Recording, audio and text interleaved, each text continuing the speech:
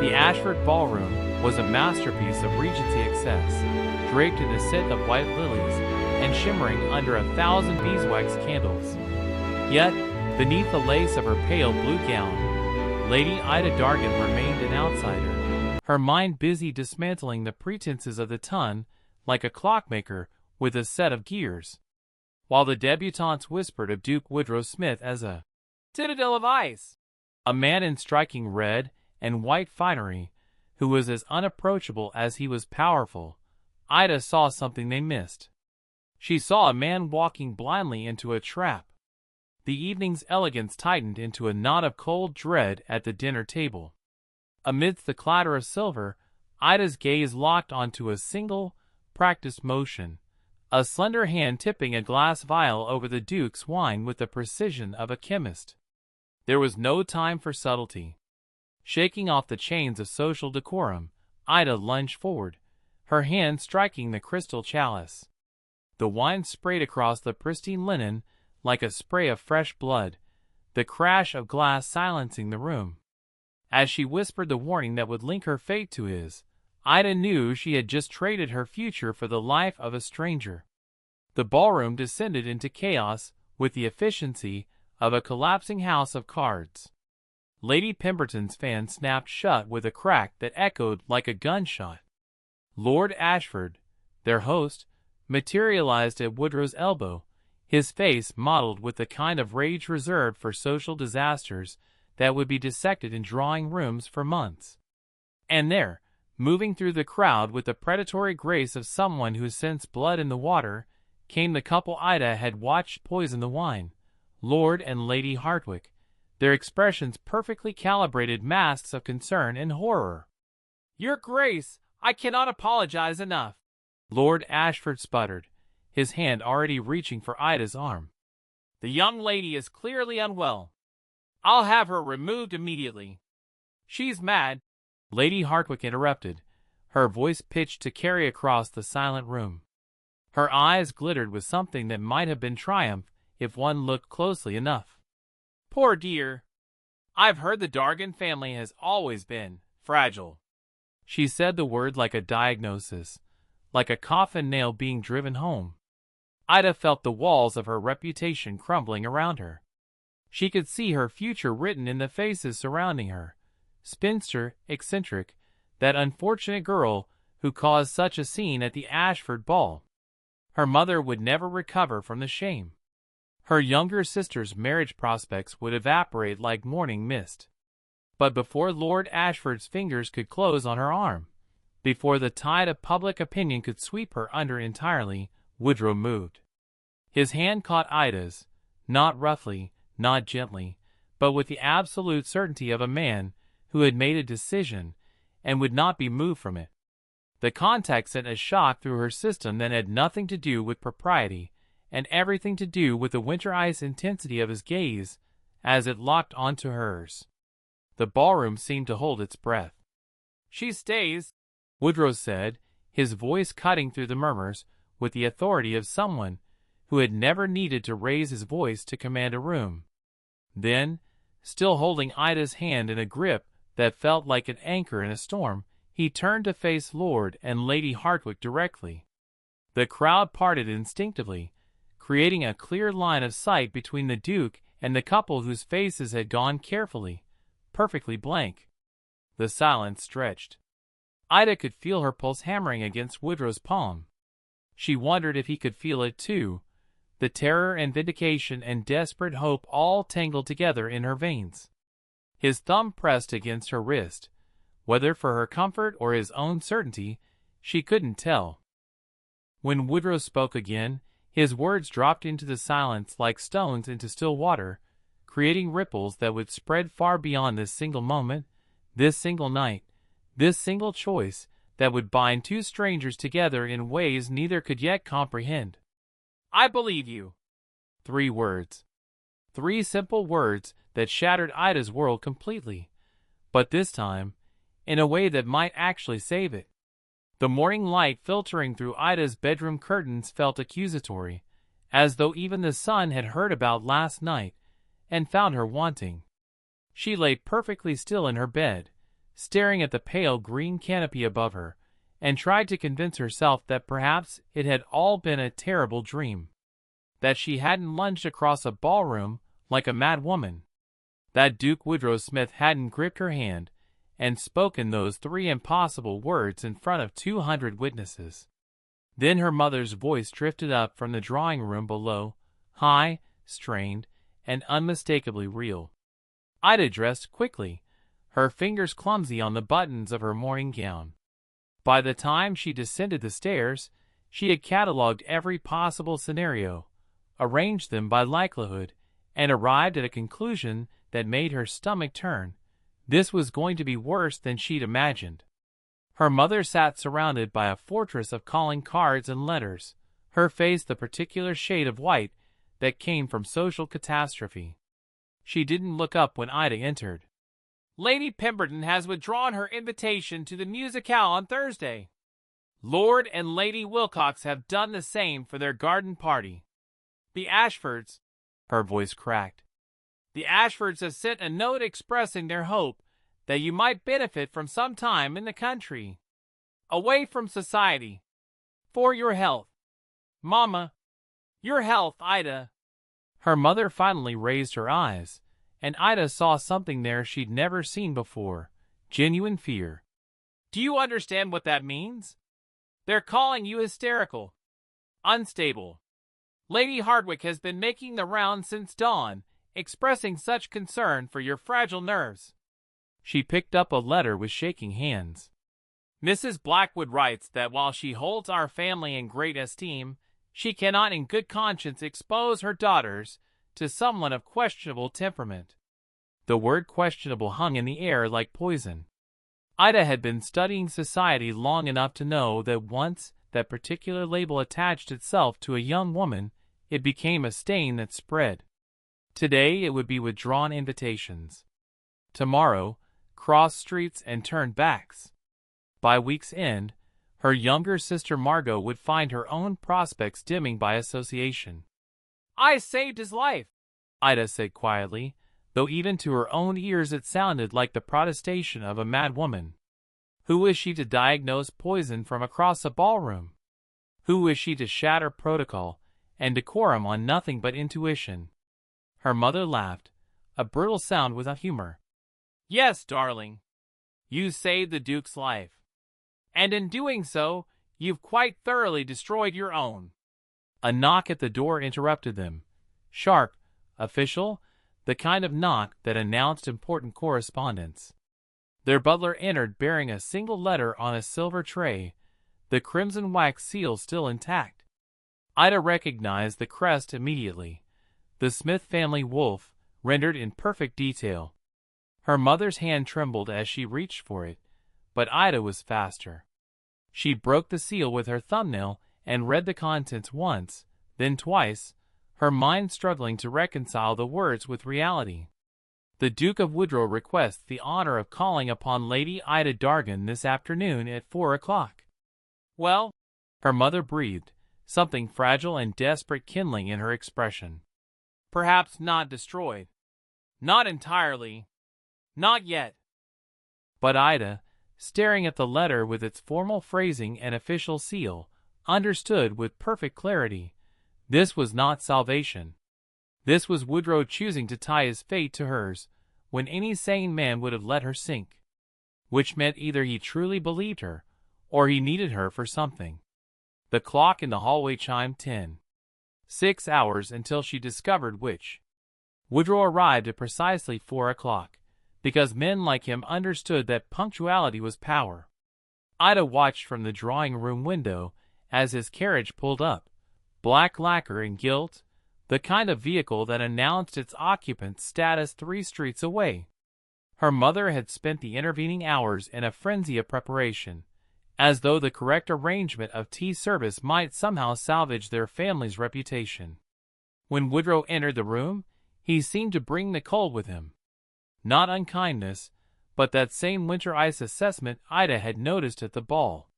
He bowed to her mother with perfect courtesy, exchanged the requisite pleasantries about weather and traffic, and then turned those pale eyes on Ida with an intensity that made her forget to breathe. "Lady Dargan, might I impose upon you for a turn about the garden? The afternoon is surprisingly pleasant." It wasn't a request. Her mother practically shoved her toward the French doors. The garden was a modest affair, boxwood hedges and late-season roses that had seen better days. Woodrow said nothing until they were well out of earshot, his hands clasped behind his back, his profile sharp against the gray London sky. When he finally spoke, his voice was low and entirely devoid of the social niceties he'd employed inside. "Tell me what you saw." So Ida did. The practiced hand, the vial, the angle of the pour. She described it with the clinical precision that had always made her seem odd at parties, watching his face for any sign of doubt or dismissal. Instead, his jaw tightened. "Arsenic, most likely," he said, and Ida's breath caught. "My father died 6 months ago. Slow, agonizing. The physicians called it natural causes, but I've had my suspicions." He turned to face her fully.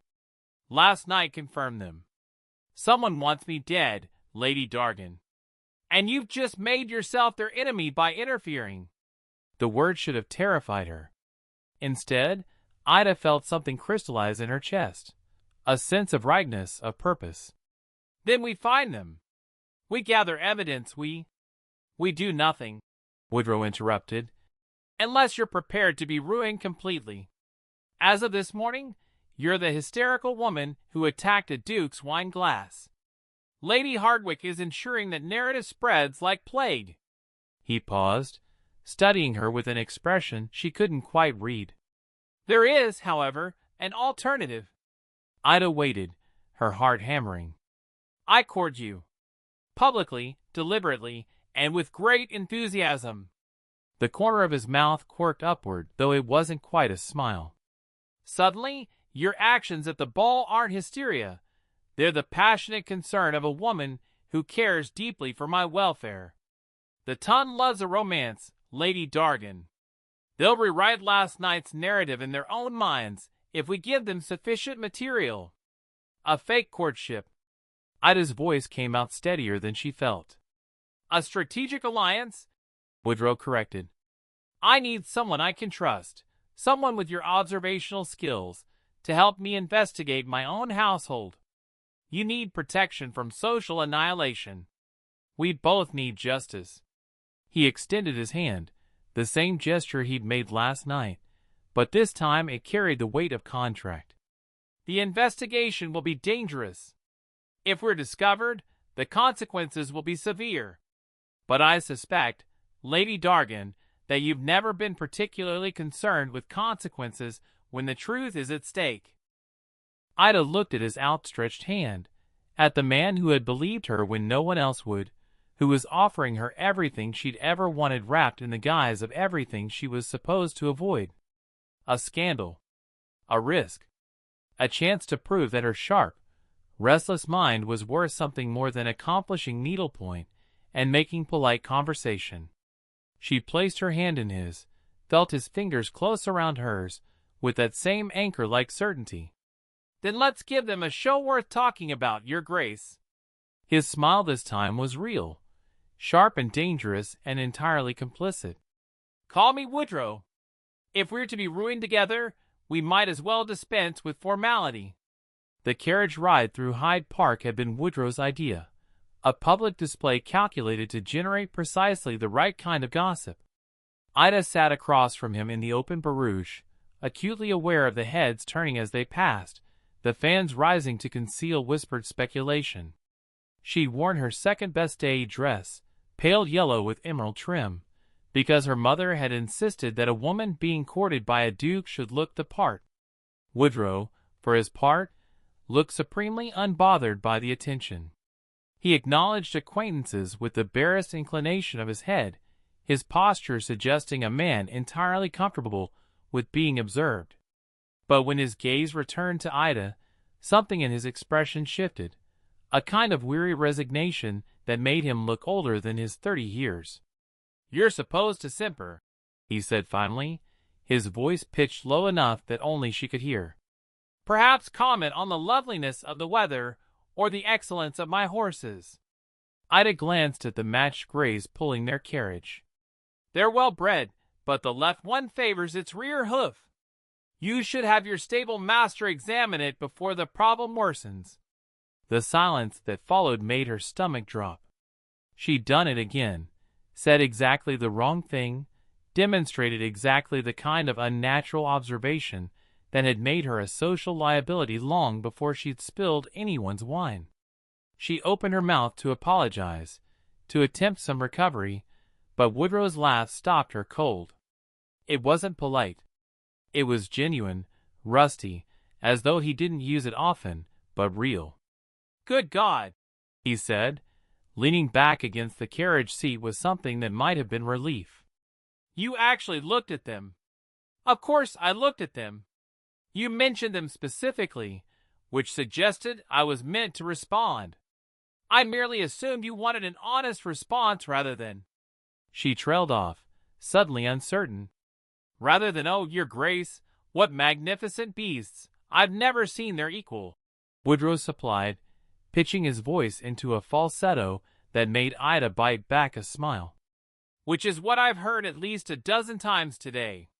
He studied her with that unnerving directness she was beginning to recognize as his default state. "Do you always observe so carefully?" "I don't know how not to," Ida admitted. "My mother says it's unbecoming. That gentlemen prefer women who don't notice quite so much." "Your mother," Woodrow said dryly, "has been speaking with the wrong sort of gentleman." He shifted forward, elbows on his knees, close enough that Ida could see the fine lines at the corners of his eyes. "Last night. The Hardwicks. Tell me what else you noticed about them." And just like that, they weren't playing at courtship anymore. Ida felt her mind sharpen, clicking into focus the way it always did when presented with a proper puzzle. "Lady Hardwick's gown was last season's style but newly altered. You could see where the seams had been let out and taken in again. Her jewelry was magnificent, but Lord Hardwick's cufflinks were paste. Good paste, but paste nonetheless. And when the accusation of hysteria came, she delivered it too quickly, as though she'd been waiting for the opportunity." Woodrow's expression had gone very still.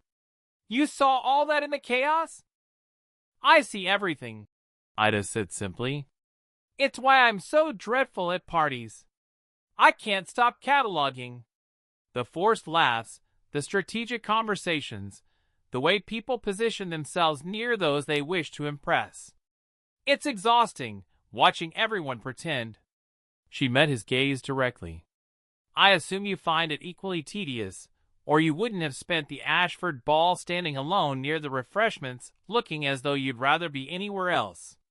Something shifted in Woodrow's face, a crack in that winter ice composure. "I hate them," he said quietly. "Every insipid conversation, every calculated pleasantry. My father loved society, thrived in it. I've spent 10 years wishing I could simply—" He gestured vaguely. "Stop pretending," Ida finished. "Yes." They sat in silence for a moment, the carriage wheels crunching over gravel, the afternoon sun slanting through the trees. Around them, London society continued its elaborate performance, but inside their small mobile sanctuary, something else was happening. A recognition. An alignment. "We'll be terrible at this fake courtship," Ida said finally. Woodrow's smile was sharp and conspiratorial. "Then we'll simply have to investigate quickly, before anyone notices we can't stand meaningless pleasantries." He paused. "Though I suspect, Lady Dargan, that we may be rather good at the parts that matter." "Which parts are those?" "Trust," he said simply, "and truth. Everything else is just theater." The Bellingham musicale was exactly the sort of torture Ida had spent years enduring with gritted teeth. A crush of overdressed people pretending to appreciate a soprano whose pitch control was questionable at best. But tonight was different. Tonight she entered on Woodrow's arm, and the crowd parted like the Red Sea. They'd been seen together 4 times now in the past week. The narrative was shifting, just as Woodrow had predicted. Yesterday's scandal sheet had called her the mysterious lady who captured the Winter Duke's attention with her unconventional spirit. Her mother had wept with relief over breakfast. But not everyone had accepted the rewritten story. Ida felt the stares as they made their way toward their seats. Front row, naturally, because Woodrow did nothing by halves. Some gazes were curious, others envious. But there, near the pianoforte, Lady Hartwick held court with a cluster of matrons whose expressions suggested they were still dining on the original version of events. "Steady," Woodrow murmured, his hand warm and solid at her elbow. "We knew this wouldn't be easy." The performance began with the usual interminable introduction from Lord Bellingham about the evening's program. Ida tried to focus, tried to appear the picture of refined interest, but her attention kept drifting to Lady Hartwick's group. The whispers, the barely concealed glances in her direction, the kind of social maneuvering that preceded a strike. Intermission arrived like a stay of execution. Woodrow guided her toward the refreshment table, his presence a shield against the worst of the scrutiny. But he'd barely handed her a glass of lemonade when Lady Hartwick materialized, flanked by Mrs. Blackwood and the formidable Duchess of Kellington. "Your Grace," Lady Hartwick said, her voice honey-sweet and poisonous. "How lovely to see you. I trust you're enjoying the performance?" "Tolerably," Woodrow replied, his tone perfectly neutral. "I confess myself surprised to see you here." Lady Hartwick's gaze slid to Ida with surgical precision. "One would think, after such an exhausting week, Lady Dargan might benefit from rest. For her nerves." The words hung in the air like a gauntlet. Around them, conversation died. Ida felt her spine straighten automatically, preparing for the defense she'd been mounting her entire life. "I'm not hysterical, I'm not fragile, I'm not mad." But Woodrow moved first. He set down his glass with deliberate care, the soft clink against marble somehow louder than it should have been. When he turned to face Lady Hartwick, his expression was so glacially polite that Ida actually saw the woman take a half-step backward. "Lady Dargan's nerves," Woodrow said, his voice carrying effortlessly across the suddenly silent room, "are excellent, as is her judgment, her character, and her considerable intellect." He paused, letting the words settle. "I find it curious that those who question these qualities seem to be precisely the sort of people who would benefit from her having less of all three." Mrs. Blackwood's fan snapped shut. The Duchess of Kellington made a small sound that might have been agreement or surprise. But Woodrow wasn't finished. He turned, addressing not just Lady Hartwick, but the entire assembly, his voice carrying the weight of absolute authority. "Let me be extraordinarily clear, so there can be no misunderstanding echoed in tomorrow's gossip columns. Lady Dargan has my complete confidence and my unequivocal support. An insult to her judgment is an insult to mine. A slight to her character is a slight to my own." The room had gone so quiet Ida could hear her own heartbeat. Woodrow's hand found hers, his fingers threading through hers with a possessiveness that was entirely for show but felt dangerously real. "Should anyone find themselves confused on this matter," he continued, his winter-eyed gaze sweeping across the assembled guests, "I encourage them to seek clarification with me directly. I assure you, I am more than happy to discuss it at length." The smile he offered was sharp enough to draw blood. "Preferably in a venue where such conversations can be had with the appropriate gravity they deserve." It was a challenge, a line drawn in social sand. And everyone in the room understood exactly what he was implying, that any further attacks on Ida's reputation would be met not with polite deflection, but with the full force of ducal displeasure. Possibly even a duel, though no one would be crass enough to say so aloud. Lady Hartwick had gone pale. "Your Grace, I merely meant—" "I'm certain you did," Woodrow interrupted smoothly. "Just as I'm certain you'll have no difficulty clarifying your meaning to anyone who might have misunderstood. Good evening, Lady Hardwick. It was a dismissal. Absolute and devastating. Lady Hardwick fled with as much dignity as she could salvage, her coterie scattering like birds before a storm. The silence held for another beat. Then Lord Bellingham cleared his throat nervously and announced the second half of the program. Conversation resumed in a rush of whispers and speculation. Woodrow guided Ida back to their seats, his hand still clasped around hers. She could feel the tremor in her fingers, the aftermath of adrenaline and something else, something that felt dangerously like gratitude mixed with awe. "That was," she whispered as they sat, "completely unnecessary." "Was it?" He glanced at her sidelong, and for once, his expression was entirely readable. "You saved my life, Ida. Did you think I'd let them destroy yours without consequence? It's just words. Rumors. I'm used to. You shouldn't have to be." His voice was low, fierce, and utterly sincere. "We're a team now. That means I defend you just as fiercely as you defended me.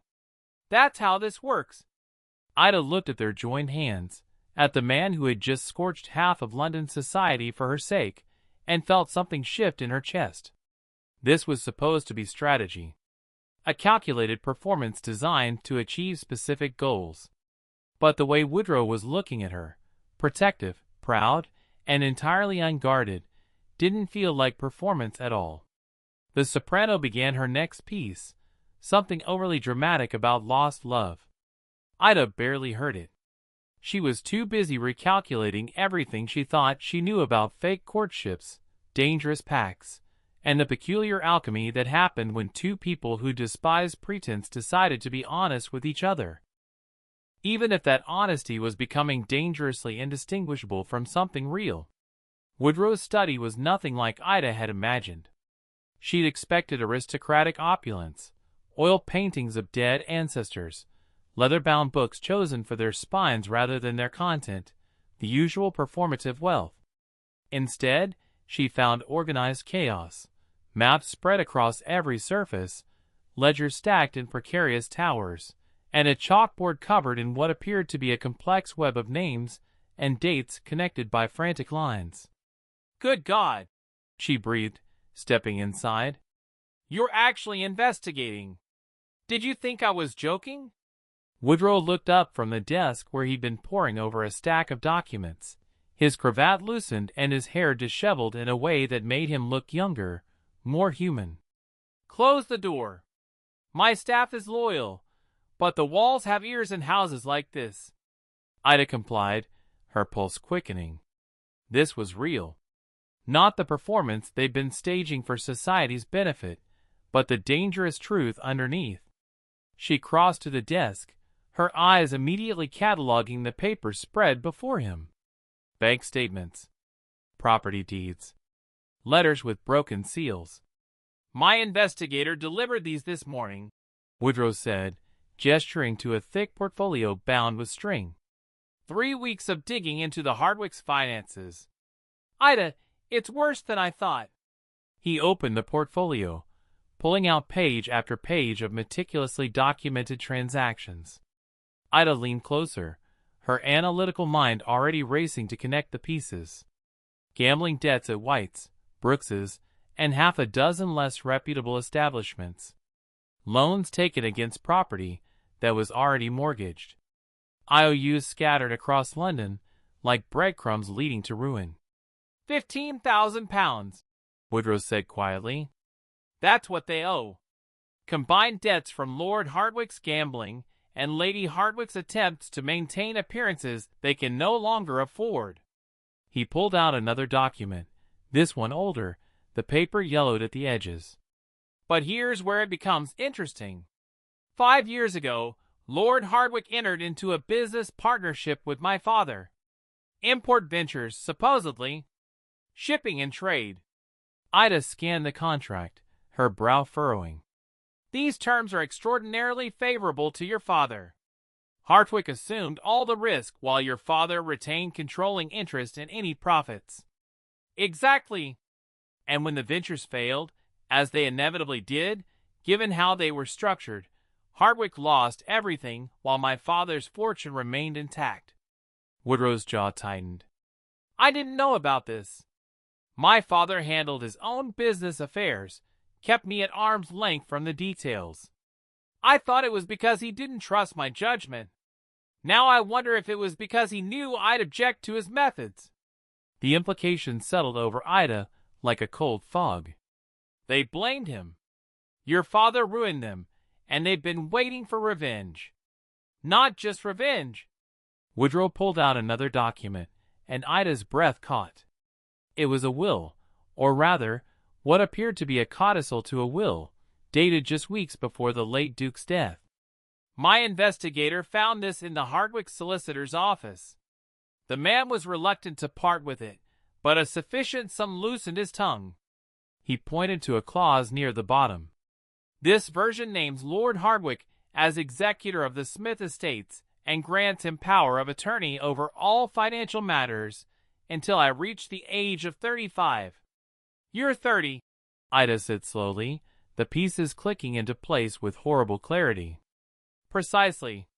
Which means if this codicil were genuine, which it's not, the signature is wrong and the paper stock doesn't match my father's usual solicitor, Lord Hardwick would control one of England's largest fortunes for the next 5 years. Long enough to drain it systematically, to repay his debts and restore his position. Ida's mind was racing. But they needed you dead first. If you died at the ball, before anyone questioned the codicil's authenticity, Hardwick would have stepped in as executor. By the time anyone discovered the forgery, the money would be gone. And when my father died 6 months ago, under mysterious circumstances, Woodrow's voice went hard. They were testing, perfecting their method. Arsenic administered slowly, designed to look like natural decline. The physicians suspected nothing because prominent men die of various ailments all the time. Ida reached for the ledgers, flipping through entries with growing horror. Payments to apothecaries. Purchases of rat poison in quantities no household would need. Dates that corresponded with the late Duke's worst episodes of illness. This is evidence of murder, Woodrow. Not just attempted murder. They killed your father. The words hung between them, transforming their investigation from dangerous game to something far more serious. Woodrow sank into his chair, suddenly looking exhausted. I knew. Part of me has always known. But seeing it documented like this... He gestured helplessly at the papers. My father wasn't a kind man, Ida. He was ruthless in business, cold to his family.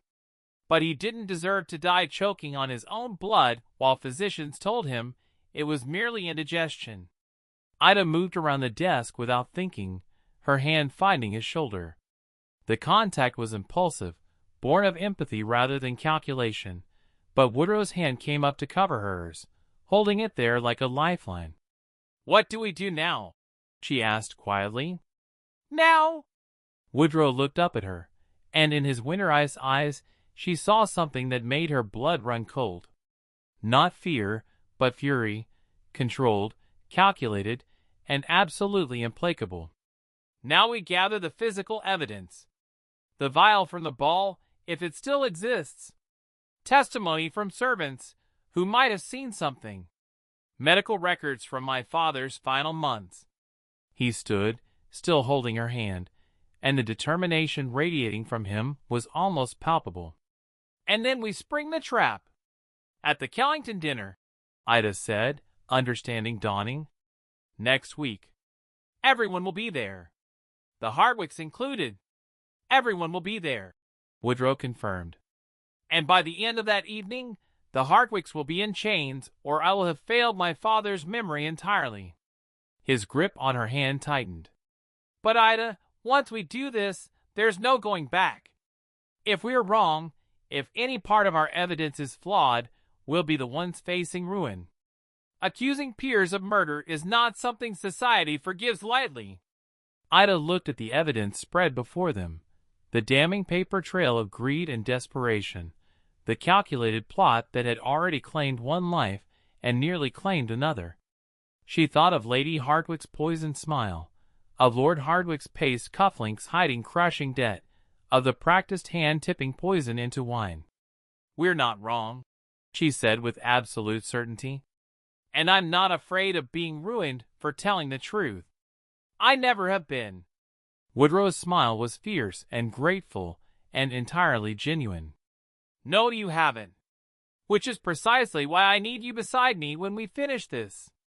Outside, London continued its glittering charade, society's endless performance of wealth and propriety.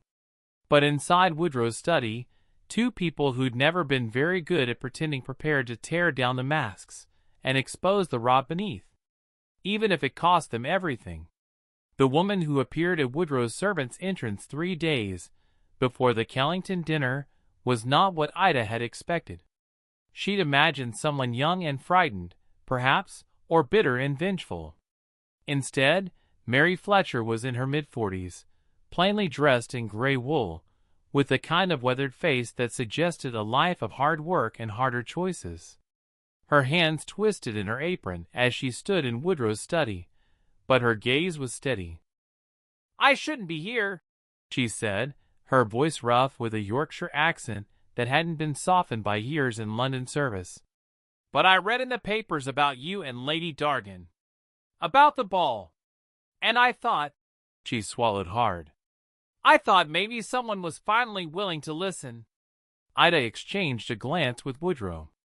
They'd been working through the night, verifying signatures on the forged codicil, building their case piece by careful piece. The appearance of this woman felt like providence or a trap. "You work for the Hardwickes," Woodrow said, gesturing for Mary to sit. She perched on the edge of the chair as though afraid she might dirty it. "My investigator found your name in their household records. You were dismissed 4 months ago. Lady Hardwicke said I was clumsy, that I'd broken one of her jewelry boxes." Mary's mouth twisted bitterly. "But that weren't the truth of it. The truth is, I saw something I wasn't meant to see, and she needed me gone before I could tell anyone." Ida leaned forward, her heart beginning to race. "What did you see?" Mary reached into her reticule with shaking hands and withdrew something wrapped in a handkerchief. She laid it on Woodrow's desk with the reverence one might afford a loaded pistol. When she unwrapped it, Ida's breath caught. A glass vial, no larger than her thumb, with a cork stopper. Inside, a fine white powder caught the lamplight. "I was cleaning Lady Hardwicke's dressing room," Mary said quietly. "She'd gone to pay calls, or so I thought. But she came back early, and I was still there, polishing her jewelry box, the mahogany one with the mother-of-pearl inlay. The catch was finicky, and when I opened it, this rolled out from a hidden compartment in the bottom." Woodrow picked up the vial with careful fingers, holding it to the light. "You're certain this came from Lady Hardwicke's jewelry box?" "On my life, your grace. I just picked it up when she walked in. Saw me holding it. The look on her face." Mary shuddered. "I've never seen anything like it. Pure fury. She snatched it from me and told me I was dismissed for thieving, that if I said a word to anyone about what I'd seen, she'd make sure I never worked in a decent house again. Have me charged with theft and sent to Newgate if she had to." "But you kept this," Ida said, gesturing to the vial. "There were 2, Mary admitted. "She grabbed one from my hand, but she didn't see that another had rolled under the dresser. I found it after she stormed out. I knew I should have given it over, but something stopped me. The way she'd reacted, the threat, it wasn't right. So I kept it, hid it. And then I heard about what you two were doing, about the investigation, and I thought maybe," her voice cracked, "maybe it's time someone finally held them accountable." Woodrow set the vial down carefully, as though it might explode. "Mrs. Fletcher, do you understand what you're risking by coming forward? If the Hardwickes discover you've testified against them—" "I understand, your grace. But I can't keep silent any more. Not when I think about what that powder might have been used for. Not when I read about your father's death and remember Lady Hardwicke coming home from visiting him, looking so satisfied." Mary's hands clenched in her lap. "I may be just a maid, but I've got eyes. I've got a conscience. And I'll swear to this in any court you need me to." Ida felt something fierce and bright unfurl in her chest. This woman, this dismissed servant with everything to lose, had just handed them the final piece of their puzzle. Physical evidence. A witness willing to testify. The connection between the poison at the ball and the murder that preceded it. "We'll need to have this analyzed," Woodrow said, his voice tight with controlled emotion. "Confirm that it's arsenic. And Mrs. Fletcher, I'll need you to write down everything you remember. Dates, times, conversations. Every detail, no matter how small." "Already done, Your Grace." Mary pulled a folded sheaf of papers from her reticule. 3 months I've been writing it all down. Every suspicious thing I saw in that household. The arguments about money when they thought no one was listening. The way Lord Hardwicke would disappear to gambling dens, while Lady Hardwicke sold her jewelry piece by piece to keep up appearances. The visitors who came late at night, men I recognized from the apothecary shops near Street Giles. Ida took the papers with shaking hands, scanning the cramped but legible handwriting. It was all here, corroboration for everything they'd already uncovered, plus details they hadn't known. Times when Lady Hardwicke had visited the late Duke, out of concern for his health. Purchases of rat poison allegedly for an infestation that the other servants had never seen evidence of. Whispered conversations about inheritance and waiting for nature to take its course. "This is extraordinary," Ida breathed. "Mrs. Fletcher, you've just given us everything we need." But Mary's expression remained troubled. "There's one more thing, milady. Something that's been eating at me. The night before you spilled that wine at the ball, I saw Lady Hardwicke leaving the house with a small case. The kind she uses for her jewelry when she's going somewhere grand. But she wasn't dressed for a ball.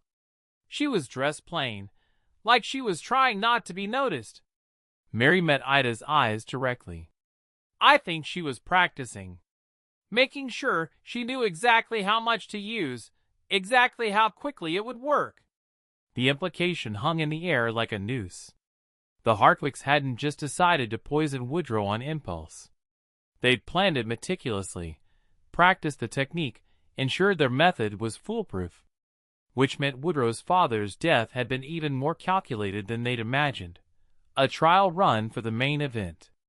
Woodrow stood abruptly, crossing to the window where the London evening was settling into twilight. When he spoke, his voice was rough. "Mrs. Fletcher, you'll need protection until this is over. I'll have you moved to one of my properties outside London. Somewhere safe. And when this is finished, you'll have a position in my household for as long as you wish it, with a wage triple what the Hardwickes paid." Mary's eyes filled with tears. "Your Grace, I don't need. You need to survive what comes next," Woodrow interrupted, turning back to face her. "And I need to know that your courage won't cost you everything. Please, let me do this." Mary nodded, swiping at her eyes with the back of her hand. "Thank you, Your Grace. Milady." She stood, straightening her shoulders. "I'll do whatever you need. Testify before magistrates, speak in court, whatever it takes to see justice done." After Mary had been escorted to a guest room by Woodrow's most trusted footman, Ida and Woodrow stood alone in the study, the vial of poison sitting between them like an accusation. "We have them," Ida said softly. "The forged codicil, the financial records, Mary's testimony, and now physical evidence. It's enough to hang them." "It's enough to try," Woodrow corrected. "But we still need to force their hand. Make them reveal themselves publicly, so there can be no doubt, no room for their solicitors to manufacture reasonable doubt or claim the evidence was fabricated." He picked up the vial again, his expression hardening. At the Kellington dinner, we end this. One way or another. Ida moved to stand beside him, their shoulders nearly touching. Outside, gas lamps were beginning to flicker to life across London, illuminating a city that thought itself civilized, orderly, safe. But they both knew the truth now, that beneath the glittering surface, monsters in evening dress plotted murder over tea and called it justice. 2 more days, she said. 2 more days, Woodrow agreed. And then we show society exactly what kind of people they've been defending. He reached for her hand, and this time when their fingers intertwined, Ida couldn't tell where the performance ended and the truth began. Maybe it didn't matter anymore. Maybe somewhere between the accusations and the investigation, between the fake courtship and the real danger, they'd stopped pretending entirely. The thought should have terrified her. Instead, it felt like the most honest thing in a world built on lies. The Kellington dinner was designed to intimidate. 40 guests seated at a table that stretched the length of the dining room, crystal and silver arranged with mathematical precision, footmen stationed like sentries along the walls. The Duchess of Kellington believed in displaying power through excess, and tonight's gathering represented the pinnacle of London society, lords and ladies whose families had held their titles since the conquest, whose approval could make or break a reputation with a single lifted eyebrow. Ida sat beside Woodrow, acutely aware of the weight of the evening pressing down on her shoulders. Across the table and 3 seats down, the Hartwicks laughed at something Lord Pemberton had said, their performance of ease so polished it might have fooled anyone who wasn't looking for the cracks. But Ida saw them, the tension in Lady Hardwicke's smile, the way Lord Hardwicke's hand trembled slightly as he reached for his wine. They knew something was wrong. They just didn't know how wrong yet. The first courses passed in a blur of idle conversation. The soup, the fish, endless commentary about the weather and the season and who was courting whom. Ida forced herself to eat, to smile, to play her part. Beside her, Woodrow was a study in aristocratic composure, but she could feel the coiled tension in him, ready to spring. It wasn't until the main course had been cleared and the servants were bringing out the dessert that Woodrow stood, his chair scraping against polished wood. The sound cut through conversation like a knife. "Your Grace," he said, addressing the Duchess of Kellington with a slight bow, "forgive the breach of protocol, but I have a matter of some urgency that requires this assembly's attention." The table fell silent. The Duchess raised one elegant eyebrow, intrigued rather than offended. "By all means, Woodrow. You have the floor." Woodrow's gaze swept across the assembled guests, finally landing on the Hardwicks with the precision of an executioner identifying the block. 6 months ago, my father died under circumstances that were ruled natural, but which I have come to believe were anything but. 3 weeks ago, at the Ashford ball, an attempt was made on my own life, an attempt that was thwarted by Lady Dargan's quick thinking and keen observation. Murmurs rippled through the guests. Lady Hardwicke's face had gone carefully blank, but her knuckles were white where they gripped her napkin. "Many of you dismissed Lady Dargan's warning as hysteria," Woodrow continued, his voice carrying effortlessly. "I confess I might have done the same had I not spent the subsequent weeks investigating the truth of her claims. What I discovered is a conspiracy of staggering calculation, one that involves murder, forgery, and debt so crushing they drove 2 people to patricide." "This is slander," Lord Hartwick said, rising from a seat. His voice was steady, but a vein throbbed at his temple. "Your Grace, I don't know what lies you've been fed, but I absolutely—" "Sit down." Woodrow's voice cracked like a whip. Lord Hartwick sat, the command so absolute that his body obeyed before his mind could protest. "You will have your opportunity to speak. For now, you will listen." Woodrow gestured, and his footman stepped forward carrying a leather portfolio. From it, Woodrow withdrew the forged codicil, holding it up for all to see. This document was created to appear as though it were part of my father's last will and testament. It names Lord Hardwicke as executor of the Smith estates and grants him control over my inheritance until I reach the age of 35, 5 years from now. 5 years during which he could systematically drain one of England's largest fortunes to repay the £15,000 in gambling debts he has accumulated. Gasps echoed around the table. The Duchess of Kellington leaned forward, her dessert forgotten. That's a serious accusation, Woodrow. Can you prove this document is forged? I can. Woodrow pulled out another paper, the authentic codicil from his father's actual will. The signature is wrong. The paper stock doesn't match my father's solicitor's standard materials. And most damningly, the document was never filed with a probate court until after my father's death. Convenient timing for someone attempting to seize control of an estate. This is absurd, Lady Hardwicke said, her voice brittle. We have been loyal friends to your family for decades. How dare you? Loyal? Ida couldn't stay silent anymore. She stood, her voice steady despite the hammering of her heart. Is it loyal to slowly poison a man with arsenic over the course of months? To watch him waste away, to comfort his family while administering the very substance that was killing him? The room erupted. Accusations of madness, demands for evidence, shocked exclamations that overlapped into chaos. The Duchess of Kellington struck her glass with a spoon, the sharp ring demanding order. Evidence, she said coldly. Present your evidence or withdraw these accusations immediately. Woodrow nodded to his footman again. This time, the man carried forward a small mahogany box. Woodrow opened it with deliberate care, revealing the glass vial Mary Fletcher had recovered.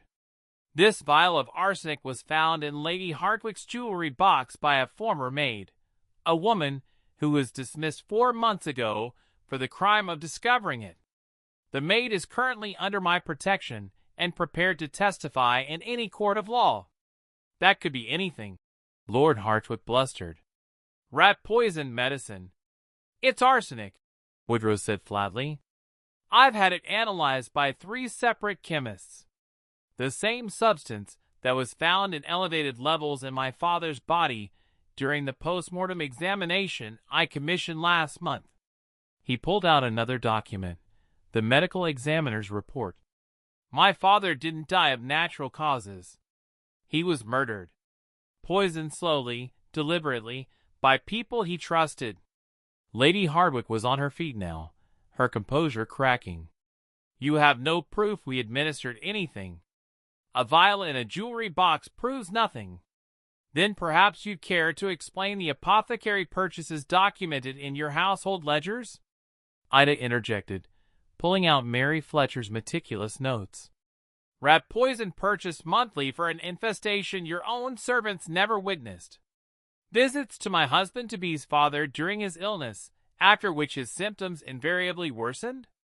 The use of husband-to-be was deliberate, a reminder to everyone present that Ida's reputation was now tied to Woodrow's, that attacking her credibility meant attacking his. The message landed. Ida could see it in the shifting expressions around the table. And the night before the Ashford ball, Woodrow continued relentlessly, Lady Hardwicke was seen leaving her residence with a small case, dressed plainly to avoid notice. Practicing, perhaps? Ensuring the dosage would be correct? That the technique would be smooth enough to avoid detection? Stop! Lord Hardwicke's voice was barely a whisper. He'd gone gray, his hand shaking as he gripped the table edge. Stop this! Why should I stop? Woodrow leaned forward, his voice dropping to something dangerous. You didn't stop when my father begged for water because his throat was burning. You didn't stop when the physician said he was dying and couldn't understand why. You certainly didn't stop when you decided to try the same method on me. We had no choice. The words exploded from Lady Hardwicke like a confession torn from her throat. Your father ruined us. Took everything we had through his cursed business dealings and left us with nothing but debts and shame. we would have lost everything. So you decided murder was the solution? Ida's voice was cold. You decided that stealing and killing was preferable to facing the consequences of your own choices? The silence that followed was absolute. Lady Hardwicke seemed to realize what she'd admitted, her hand flying to her mouth. But it was too late. The confession hung in the air, witnessed by 40 of London's most influential people. Lord Hardwicke stood slowly, his face a mask of defeat. It wasn't supposed to be like this. We were desperate. The debts, the shame, we just needed time, needed access to funds to make it right. You needed my inheritance, Woodrow said flatly. And you were willing to kill me to get it, just as you killed my father. The Duchess of Kellington rose, her expression thunderous. Lord Pemberton, I believe you have connections with the magistrate's office. Perhaps you would be so kind as to summon the authorities? Already done, Your Grace. The voice came from the doorway, where 2 men in the dark coats of law enforcement stood with 4 constables behind them. Duke Woodrow's solicitor contacted us this morning. We've been waiting for the signal. Woodrow gestured, and the officers moved forward. The arrest was almost anticlimactic after the drama of the reveal. Wrists bound, rights read in flat, official tones. Lord Hardwicke went quietly broken. Lady Hardwicke fought, screaming about injustice and conspiracies, until a constable firmly guided her toward the door. As they were led away, Lady Hardwicke's eyes found Ida's across the room. The hatred there was pure and scorching. You? She spat. This is all because of you, you meddling, unnatural. That's enough, Woodrow said, stepping between them. His hand found Ida's, solid and anchoring. Officers, please remove them. The door closed behind the Hardwickes and their escort. For a long moment, no one moved. Then the Duchess of Kellington began to clap. Slow, deliberate applause that was quickly joined by others around the table. Not everyone. Some guests looked scandalized, others disturbed, but enough that Ida felt the weight of vindication settle over her like a cloak. Well, the Duchess said dryly, I must say, Woodrow, you know how to make a dinner party memorable. Lady Dargan, it appears society owes you an apology. Several apologies, in fact. Ida felt her knees go weak. It was done. The evidence presented, the confession secured, the villains arrested. 3 weeks of investigation, of danger, of living under the constant threat of exposure and ruin, finished in one dramatic evening. Woodrow's arm came around her waist, steadying her. To anyone watching, it looked like romantic devotion. But Ida knew better. It was the support of a partner, a teammate, someone who had fought beside her and understood exactly what this moment cost. I believe, Woodrow said, his voice carrying just enough warmth to soften the formality, that Lady Dargan and I have had quite enough excitement for one evening. Your Grace, thank you for your hospitality and your patience with our rather unorthodox use of your dinner party. The Duchess waved a dismissive hand, though her eyes sparkled with something that might have been approval. Justice is always an appropriate dinner topic, Woodrow, even when it involves arsenic and forgery. Do keep me informed of the trial. I wouldn't miss it for the world. Outside, the night air was cold and clean, washing away the oppressive atmosphere of the dining room. Woodrow's carriage waited, and they climbed inside in silence. It wasn't until the horses began moving that Ida finally allowed herself to breathe. We did it, she whispered. You did it, Woodrow corrected. If you hadn't seen that hand, hadn't been brave enough to act, if you hadn't believed me, Ida interrupted, none of this would have been possible. They would have succeeded, and I would have been dismissed as mad. Woodrow looked at her in the dim carriage light, and something in his expression made her breath catch. I told you weeks ago that we made a good team. I believe I may have understated the matter rather significantly. The fake courtship is over, Ida said, though the words felt strange in her mouth. The investigation is complete. Society has its story, and we've achieved our goal. Yes. Woodrow's hand still held hers, his thumb tracing absent patterns against her wrist. Which means we need to have a rather important conversation about what happens next. Ida's heart stuttered. What do you mean? I mean, Woodrow said carefully, that somewhere between the strategy and the investigation, between the performance and the truth, I stopped pretending. And I rather suspect you did too. The confession hung between them, terrifying and exhilarating in equal measure. Ida thought about denying it, about retreating to safety. But she'd spent her entire life being honest even when it cost her everything. She wasn't about to stop now. I did, she admitted softly. Stop pretending, that is. Woodrow's smile was real and warm, and entirely unguarded. Good. Because I have a proposal for you, Lady Dargan.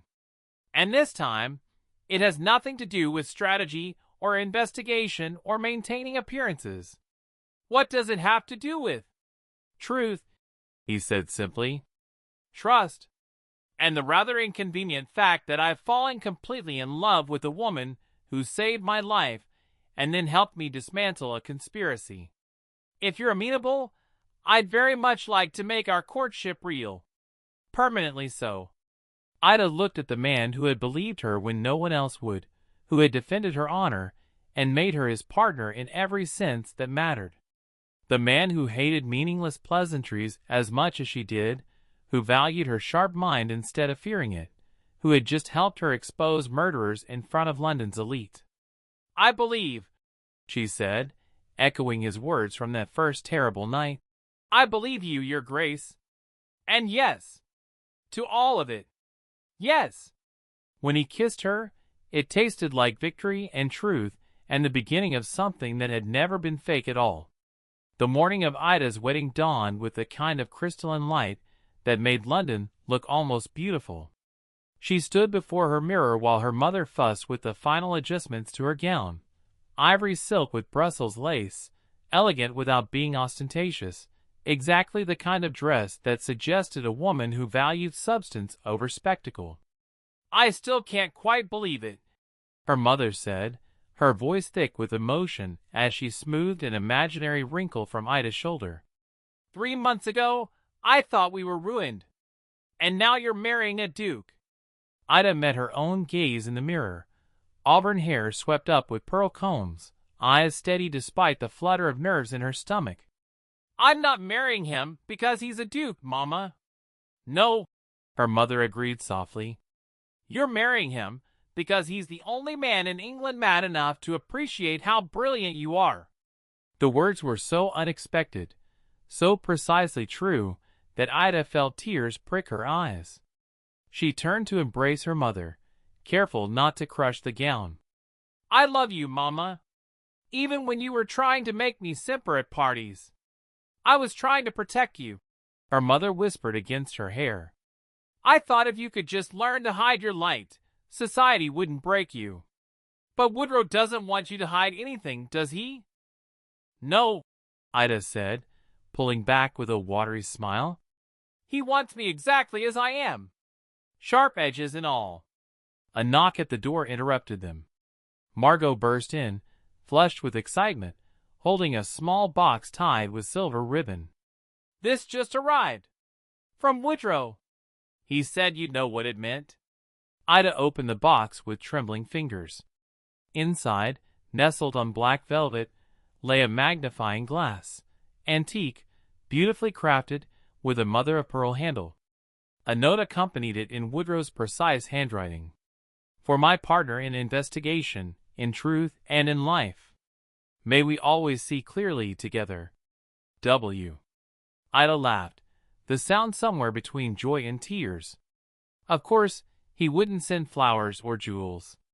He'd send something that acknowledged exactly what they were. Two minds that worked better in tandem than they ever had alone. What an odd wedding gift, Margot said, peering over her shoulder. It's perfect, Ida corrected, closing the box carefully. It's absolutely perfect. The church was packed with everyone who mattered in London society. and quite a few who had come simply to witness the conclusion of the most dramatic courtship the town had seen in decades. The Hartwick trial had been the scandal of the season, their conviction on charges of murder and conspiracy sending shockwaves through the aristocracy. Ida and Woodrow had testified with clinical precision, presenting evidence so overwhelming that the jury had deliberated for less than an hour. Now, as Ida walked down the aisle on her father's arm, she could feel the weight of those stares, some admiring, others still skeptical, a few openly curious about how this strange partnership would translate into marriage. But she kept her eyes fixed forward, on the man waiting for her at the altar. Woodrow stood in charcoal gray and silver, his cravat perfectly tied, his winter-iced eyes warming as she approached. When she reached him, he took her hand with that same certainty he'd shown the night he'd first said, "I believe you." Absolute, unshakable, anchoring. The ceremony itself passed in a blur of traditional words and solemn vows. But when it came time for Woodrow to speak his piece, he departed from the script entirely. "I, Woodrow Alexander Smith, take you, Ida Catherine Dargan, to be my wife, my partner, and my equal in all things." His voice carried clearly through the church. "I promise to always believe you, even when the world doubts. To value your brilliant mind as much as your generous heart. To never ask you to pretend to be anything less than exactly who you are." He squeezed her hand, a private communication in the midst of public ceremony. "And to stand beside you in every investigation, every challenge, every truth we choose to uncover together. From this day forward, we are a team. The best team in England." Ida's vows came easier than she'd expected, her voice steady despite the emotion threatening to overwhelm her. "I, Ida Catherine Dargan, take you, Woodrow Alexander Smith, to be my husband, my partner, and my champion in all things. I promise to always see you clearly, the man behind the title, the heart behind the winter-iced composure. To trust you with my sharp edges and my vulnerabilities alike. To stand beside you in every battle, knowing that together we are stronger than we ever were apart." She smiled, feeling the truth of it settle into her bones. "From this day forward, we are a team. The best team in England." When the vicar pronounced them married and Woodrow kissed her, the church erupted in applause. But Ida barely heard it. She was too focused on the man before her, on the future they were building together, one based not on social convenience or strategic necessity, but on the rarest thing in their world, mutual respect and honest devotion. The wedding breakfast at Woodrow's townhouse was everything Ida had never wanted. Scores of guests, elaborate toasts, the tedious ritual of accepting congratulations from people who dismissed her as hysterical mere months ago. But every time the social performance threatened to overwhelm her, Woodrow's hand would find hers under the table, a silent reminder that they were in this together. It wasn't until late afternoon, when the last guests had finally departed and the servants were clearing away the remains of celebration, that Ida and Woodrow found themselves alone in his study, their study now, she supposed. The thought made her smile. "Well, Duchess," Woodrow said, loosening his cravat with visible relief, "how does it feel to be respectably married?" "Strange," Ida admitted, crossing to the window where she could see London stretching out before her. 3 months ago, I was ruined. Today, I'm a duchess. Society has remarkably short memory when it suits them. Society," Woodrow said, coming to stand beside her, "recognized that they'd been wrong about you. Some of them, anyway. The clever ones." He gestured to his desk, where a new stack of correspondence waited. "Though I suspect our social calendar is about to become rather demanding. Everyone wants to befriend the couple who exposed murderers at a dinner party." Ida groaned. "Please tell me we don't have to accept every invitation." "God, no. We'll be selective. Attend enough events to maintain appearances, decline the rest with strategic excuses." He pulled her closer, his arm settling around her waist with comfortable familiarity. Though I should warn you, I've already received 3 requests for our investigative expertise. Apparently, people believe we've become some sort of detective partnership. Ida looked up at him, startled. Are they serious? Entirely. Lady Pemberton suspects her business manager of embezzlement. Lord Ashford thinks someone is sabotaging his horse breeding program. And the Duchess of Kellington wants us to look into suspicious circumstances surrounding her nephew's inheritance. Woodrow's expression was carefully neutral, but Ida could see the gleam of interest in his eyes. I told him we'd consider it. After our honeymoon, of course. You want to do it, Ida said slowly, the realization dawning with perfect clarity. You actually want to investigate these cases. I want, Woodrow corrected, turning to face her fully, to continue doing what we're good at.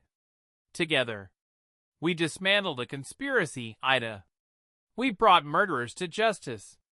We made society acknowledge that an observant woman and a man willing to listen could accomplish more than all their traditional methods combined. He cupped her face in his hands. Why should we stop now? Why should we retreat to the expected life of a duke and duchess when we could be something far more interesting?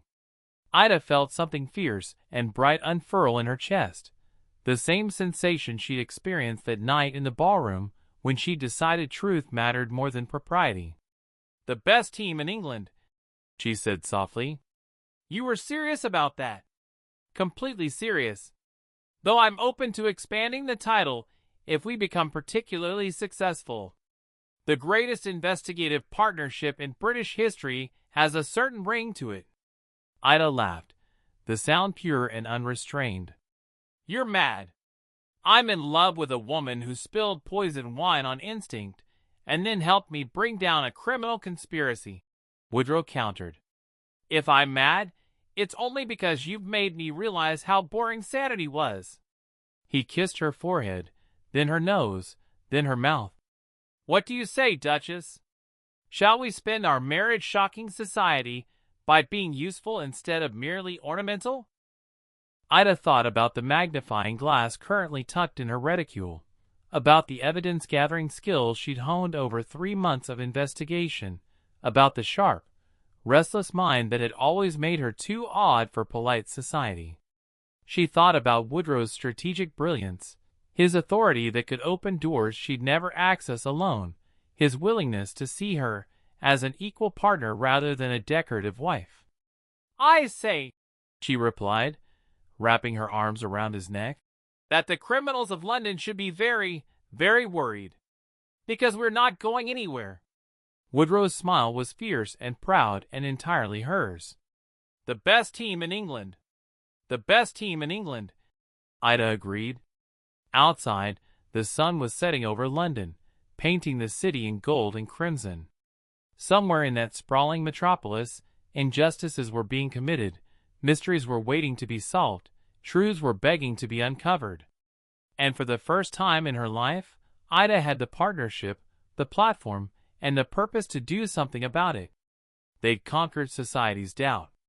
They'd exposed corruption among the elite. They'd transformed a fake courtship into a real marriage built on trust and mutual respect. Now they would show the world exactly what 2 people who refused to pretend could accomplish together. The adventure, Ida realized with a thrill of anticipation, was only beginning. 6 months later, the broadsheets would begin referring to them as the Duke and Duchess of Detection. A year after that, Scotland Yard would quietly consult them on cases involving the aristocracy. Within 2 years, their reputation would be such that criminals would think twice before targeting the nobility, not out of respect for titles, but out of fear that their crimes might attract the attention of London's most formidable investigative team. But on that wedding day, standing in their study with the future stretching before them like an unwritten page, Ida and Woodrow knew only this. They had found in each other exactly what they'd been seeking their entire lives. Not just love, though there was that in abundance. Not just partnership, though they were equals in every way that mattered. They had found someone who saw them clearly. Sharp edges, brilliant minds, unconventional spirits and all, and had chosen not just to accept those qualities, but to celebrate them. In a world built on pretense and performance, they had created something rare and precious, a marriage founded on truth. And that, they both agreed, was worth more than all the titles, estates, and social approval in England.